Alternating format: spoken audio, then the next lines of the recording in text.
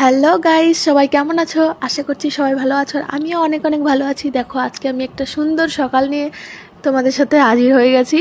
সকাল থেকে আমি রাত পর্যন্ত কী কী কাজ করে থাকি, যখন আমার যা বাড়িতে ছিল তখন তো তোমরা দেখতেই পেয়েছো আমরা দুই যা কী কী করে থাকি। তো আজকে আমার যা বাড়িতে নেই, আমি একটা মিনি ব্লগে আগে বলেছি যে আমার যা বাপের বাড়িতে গেছে।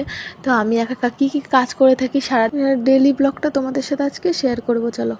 তো প্রথমেই দেখো, আমি গ্রিলটা খুলে বাইরে চলে আসছিলাম। এসে গোবর নিয়ে তারপরে ছড়া দিব, ওই জন্য গোবরটা গুলে নিয়েছিলাম, তারপরে ছড়া দিয়ে দিয়েছি। তারপরে দৌড়ের সামনে পোজ দিয়ে তারপরে চুলোটার ছাই ফেলে তারপরে চুলোটাও লেপে নিয়েছিলাম। তারপরে থালা বাসন বের করে বাসনগুলো ভালো করে মেজে ঘষে ধুয়ে নিচ্ছি। আর বালতিতে জলও ভরে নিচ্ছি, আর হাঁড়িতেও ভরবো, যাতে হলো রান্না করতে লাগবে, ওই জন্য ভরে নিলাম। সকাল সকাল ভরে রাখি। তারপরে চলে যাচ্ছিলাম উঠোন ঝাড় দিতে, কারণ উঠোন ঝাড় দিয়ে না তারপরে আর ঘরে ঢোকা যাবে না, তারপর জল টল ভরা যাবে না আর কি। ওই জন্য আগে ভরে নিচ্ছিলাম, তারপরে লাস্টে আমি উঠোনটা ঝাড় দিচ্ছি।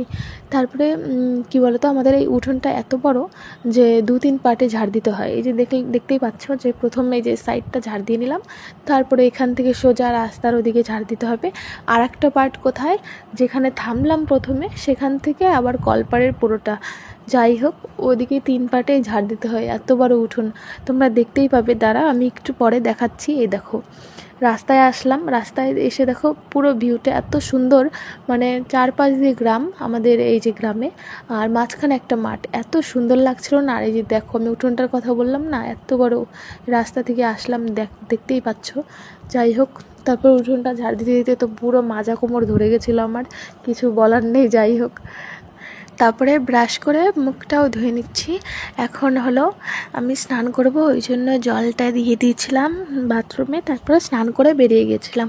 তারপরে স্নান করে চলে আসছিলাম ঘর মোছার জন্য। তো আগে যে আমি ব্লগটা শেয়ার করেছিলাম, তোমরা তো যারা দেখেছো তারা জানোই যে আমি স্নান করে তারপরে ঘরটা মুছি, যাতে আমি ঠাকুর ঘরটাও মুছে নিয়ে যেতে পারি, কারণ এক ঘরের মধ্যেই বলেছিলামই। ওই জন্য স্নান করে তারপর চলে আসছিলাম। তো প্রথমে এসে বাসি ফুলগুলো নামিয়ে নিলাম, তারপরে ঘরটা একটু গুছিয়ে তারপরে মুছে বাইরে চলে আসলাম। বাইরেটাও মুছতে আমার ঘর থেকে শুরু করে বারান্দা দিয়ে সব সিঁড়ি মুছে নিয়ে আসছি। তারপরে যে মুছলাম, সেই কাপড়টাও ধুয়ে তারপর নেড়ে দিয়েছিলাম। আর হলো পুজোর থালা বাসনগুলোও নামিয়ে নিয়েছিলাম, সেগুলো মেজে ঘষে তারপরে ধুয়ে নিচ্ছি। দেখো, তারপরে পুজো দিতেও চলে যাচ্ছিলাম। তো ফুল যেহেতু ছিল না, ফুল বাড়িতে আছে কিন্তু ওই গোটা দিয়ে তো আর হবে না, ওই জন্য ফুল পরে এনে দেয়। ওই জন্য আমি আগে ঘরটা গোছাতে চলে আসছি, ঠাকুর ঘর এগুলো রেখে তারপরে ঘরে আসছিলাম। তারপর নিজে একটু রেডি